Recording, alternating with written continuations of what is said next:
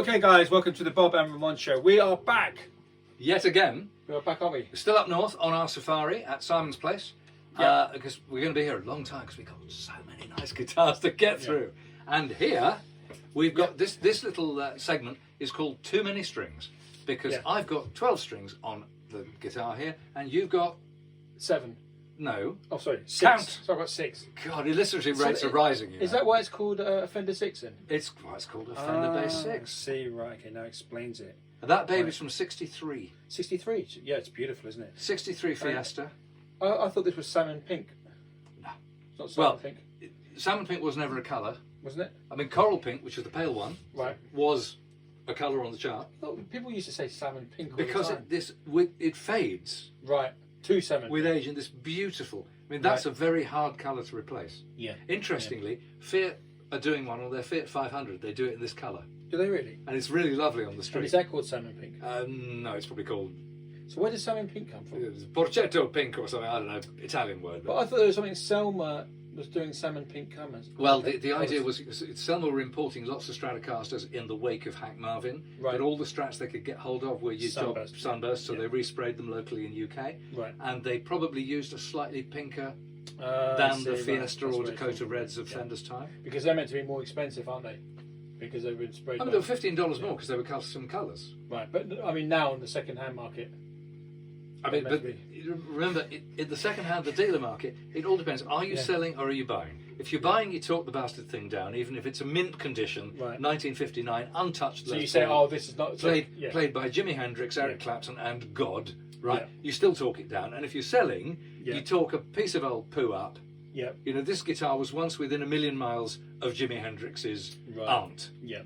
And that's important, right? That's the market. But this guy, beautiful finish, Fiesta, faded to this slightly interesting pink hue over time. The bit that gets me about this guitar, up here, the headstock, because very often these guitars, and like some Jaguars and Jazzmasters, and a few, very few Strats, matching headstocks. What's so interesting about this is that very often when you get a matching headstock in certain colours, they fade over time differently. The headstock might stay redder rather than pink, or vice versa. These are exactly the same colour, and what that tells me is, whereas Strats and Tellys were put together from bins of necks and bins of bodies, right, and maybe then finished up made a couple of months apart.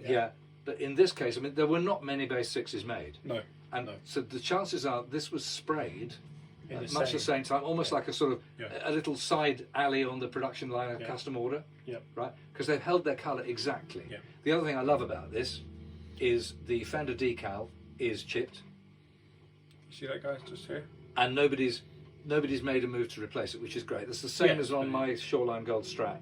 I bought it chipped, it's still chipped. Yeah, I'm a bit pissed off about it, but am I going to change it? No, because it's right and real. This is quite beautiful. So, of course, the most famous, I mean, for me, the most famous player that I would know of it would be Jack Bruce. Which is why we hacked our way through Tales of Brave Ulysses. Yeah. And, I mean, obviously, his one was painted by the group known as The Fool. And he didn't actually like it in the end because he said the neck was too sticky. So that's why he went to the Gibson EB1. And that's why, for example, if Clapton's SG, we're going to do an SG of exactly that era later. But if you picked up Clapton's SG from the time, that too, it's like they may look great, but I won't go for an all gold Les Paul because the back of the neck turns into a minefield. It's a collector, not a player. Yeah. But this is a really interesting Ori S295s. Yeah. Guys, I want to say this is a really interesting guitar because you can play bass here.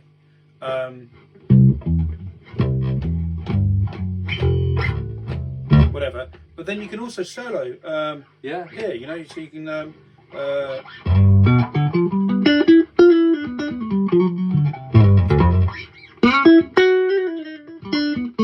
And also another thing is one of my favourite ever Fleetwood Mac recordings is Fleetwood Mac live at the Boston Tea Party, and if you listen to the song Rattlesnake Shake, Peter Green picks one of these up and starts doing this incredible sort of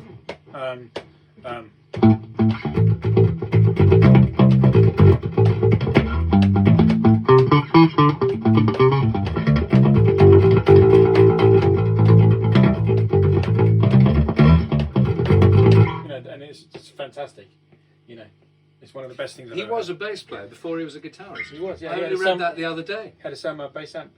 You know? Amazing. Yeah, but he just had that. That's a really. I can't remember what the actual notes were, but it's something like something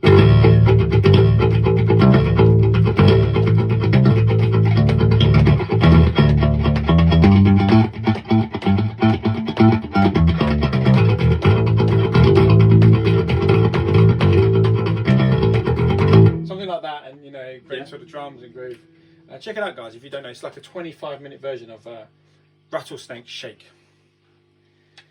Peter Green, what a genius! Just fantastic, wonderful. Yep. So anyway, this guy, I mean, this is classic redolent of the era.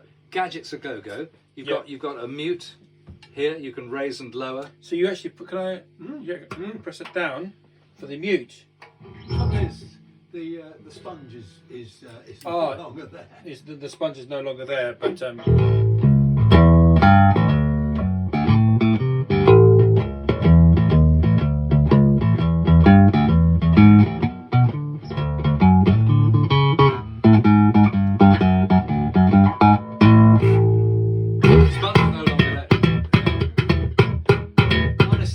you send them into a guitar shop and all they want to do is their bloody slap bass and their smoke on their water.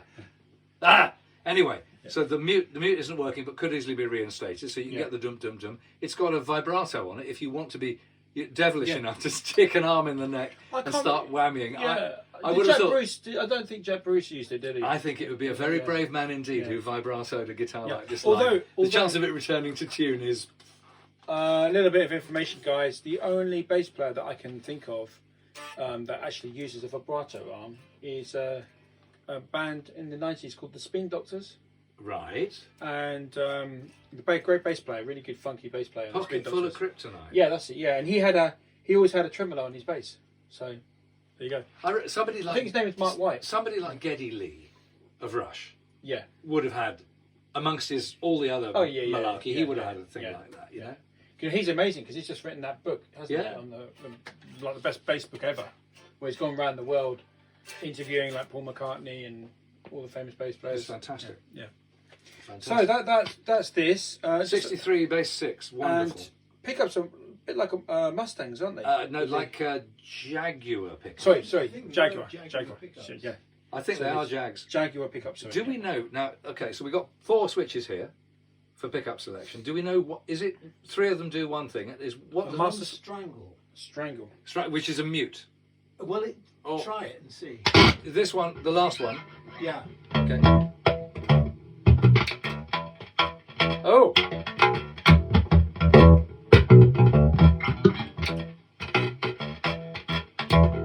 Right. I mean, the only thing I find it difficult to play because the string spacing is a little bit closer. If you play it like a bass. Yeah. But however, if you play it with a plectrum, it's like playing a guitar. That sounds fantastic.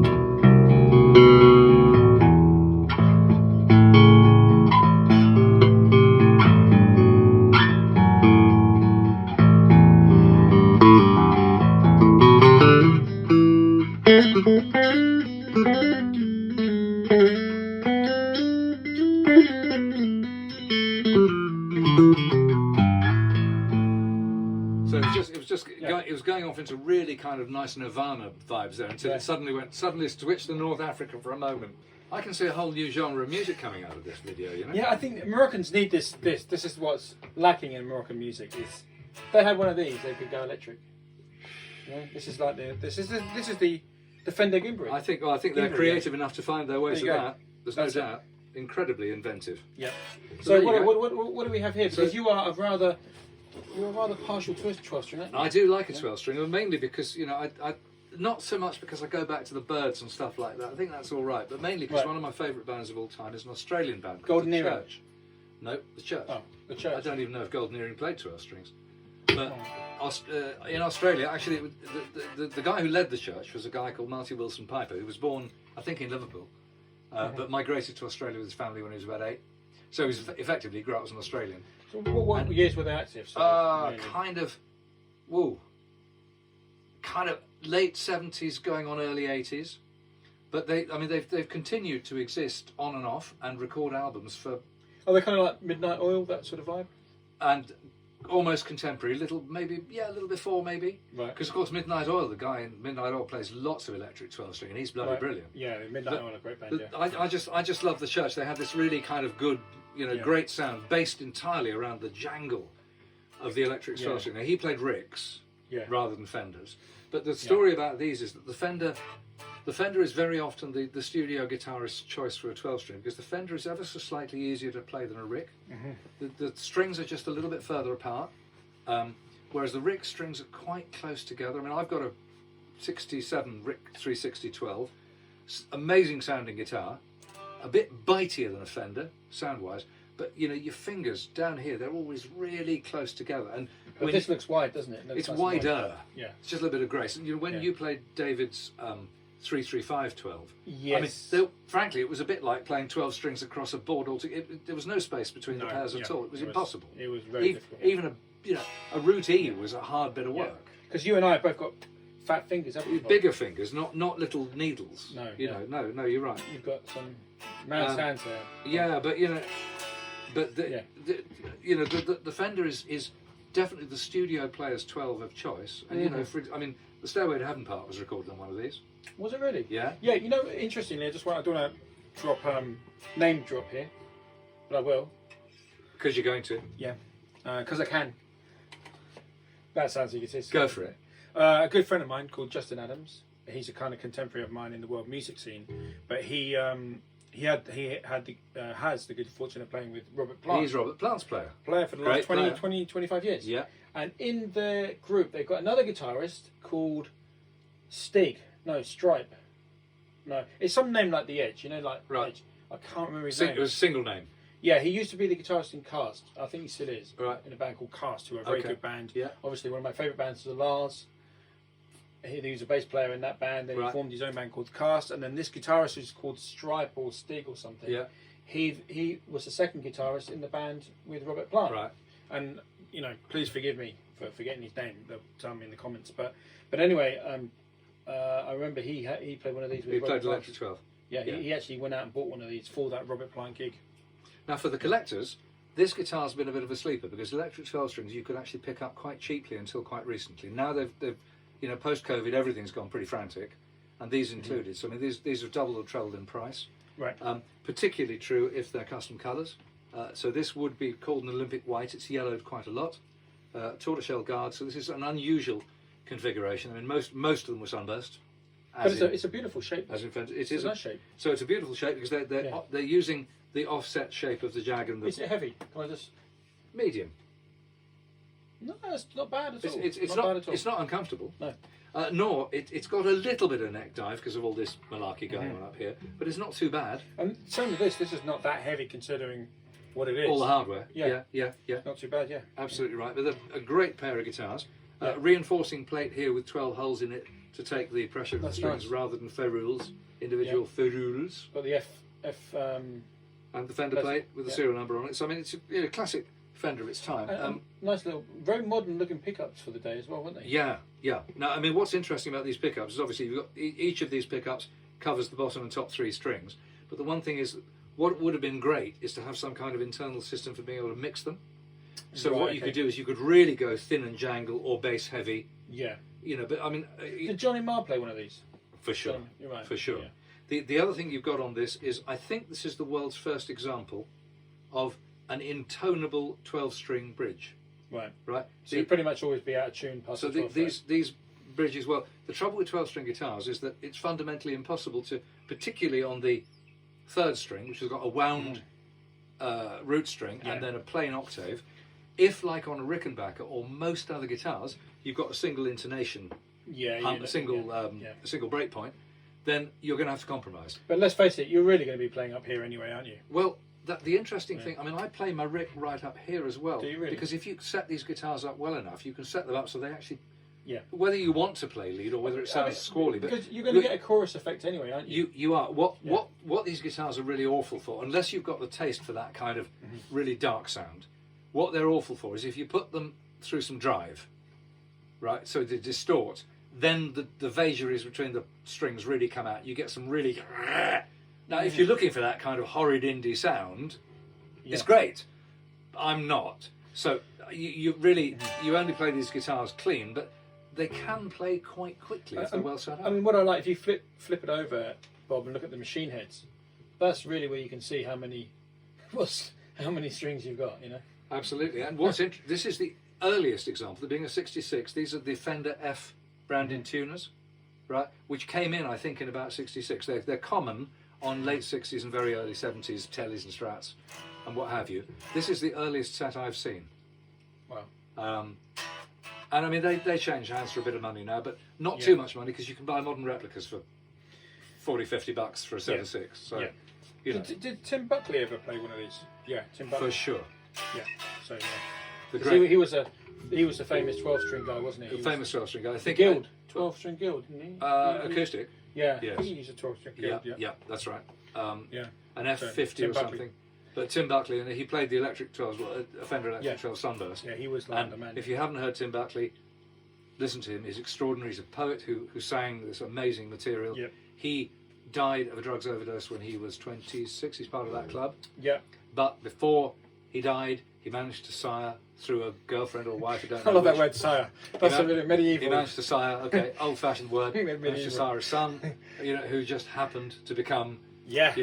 Jeff Jeff Buckley. who was just, Telecaster. arguably even more exceptional than his father. Both incredible voices. I mean, And he too died at the same age. I would say about Jeff Buckley, controversial. I prefer his dad Tim's music, actually. But you can't mention Jeff Buckley without mentioning his guitarist. Caravan used to use one of those. Do you remember Caravan? I remember Caravan. I don't remember one of these, but No, I remember him. And Barclay James Harvest. But Caravan, I remember seeing them in Wigan. And he was using one of them. So the interesting thing about Jeff Buckley is you can't mention Jeff Buckley without mentioning Gary Lucas. Because he was the guy that came up with all those beautiful tunings and the guitar work on Grace. It wasn't actually, a lot of people think it's Jeff Buckley, but it wasn't. It was actually Really? Gary Lucas. Yeah, they came up with that beautiful guitar playing. Was he in Beefheart's band, or was He was, that yeah. another? Yeah, no, that was Gary Lucas. Captain Beefheart's. Yeah. So he's really got credentials. Yeah. I was lucky. A lady I worked for, Najma Akhtar, did a collaboration with Gary Lucas, and then they finished that collaboration, and then I joined Najma Akhtar and I had to learn some of his guitar pieces, Okay. which were all in Dadgad. Okay. So and that's what he wrote Grace with. Right. Well, not wrote, but did the arrangement. Okay. He did it in Dadgad. So that's actually his original guitar part for Grace. That was Gary Lucas. So, without I think you always have to mention Gary Lucas if you're mentioning Jeff Buckley. Do you know? I'd never even heard of him. He's the one that did. If Wow. you listen to if you listen to Gary Lucas just playing the part on the guitar, you'll be like, oh my god, yeah, that's it. Okay. That's it. Well, I mean, because the guitar playing on both Father and Son's albums in very different ways is fantastic. The whole mood of the albums. I mean, they're basically both incredible kind of vocal gymnastic poet types. But Sony ripped Gary Lucas out of the script because he looked too old, and Jeff Buckley was a young guy. Didn't fit the image. It didn't fit the image, and they brought in two young guys, two young guns to play bass and drums, and they wanted a young image. But that's sad, really, because Gary Lucas was part of that sound, But anyway, respect to both Father and Son, Tim and Jeff Buckley, amazing players. There you go. Yeah. Both, and obviously that the 12-string led us to it. This has got a 4-way selector switch, which is quite interesting. So it's got the regular 3 positions like one, both, and other. I don't know what the 4th one does. That's the magic. It's out of phase, I think. It's out of phase. So if I play, so that's position 1. Position 2.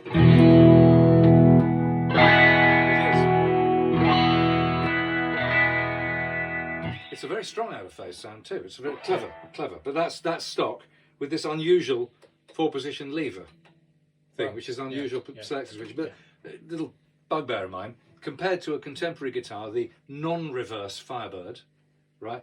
With it's even on the premium models, a hideous plastic slider switch for pickup selection. Well, what's going to happen to a cheap little Chinese switch like that when you use it in gigs, eh? And also, it's gonna fail.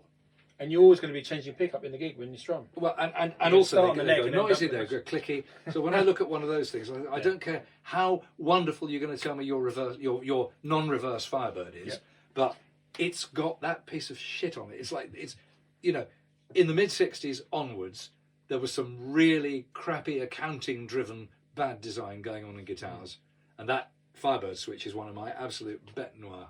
Yeah. There you go. There you go. And on that bombshell, guys, we're On going that to bombshell. end this video Rant. before Bob gets too Give me dark. a bone. Ah. Before he gets too dark, and I've got to calm him down, and we're gonna have a cup of tea after this. I'm gonna make him relax. I need some Largactil. Yeah, Ah. this happens sometimes, guys. So we've got But in the to end the video in the here. meantime, keep watching. There is lots more from this very room we're in. So please keep watching, and don't forget to subscribe. And in the meantime, cheers from me, and cheers from, And it's goodbye from him. of course. Goodbye.